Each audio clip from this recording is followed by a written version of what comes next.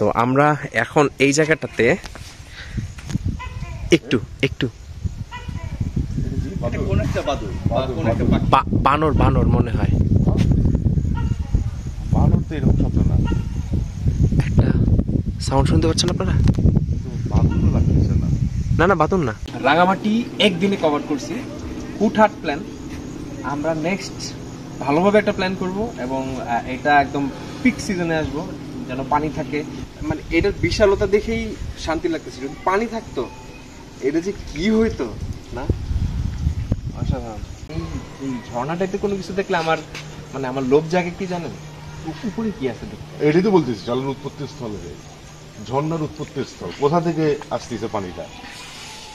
উফ, সবচেয়ে বেশি যেটা ভালো লাগছে সেটা হলো কানে কেমন যেন একটা আরাম অনুভূতি হচ্ছে, হ্যাঁ, যেটা আমি কিছু কোথাও গিয়ে পাইনি। তবে আমি সবাইকে বিশেষভাবে অনুরোধ করব এই জায়গাটা আসতে, কারণ এই জায়গাটা একটা নিস্তব্ধতা, কানের এত আরাম, এত স্মুথনেস, ওয়াও। এই ওমা মাথা ঘুরান দিস।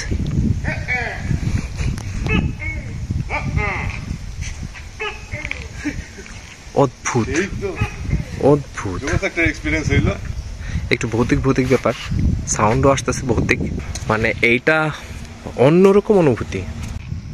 অলমোস্ট অন্ধকার হয়ে গেছে, আমরা তিনজন ছাড়া আর কেউ নাই এখানে।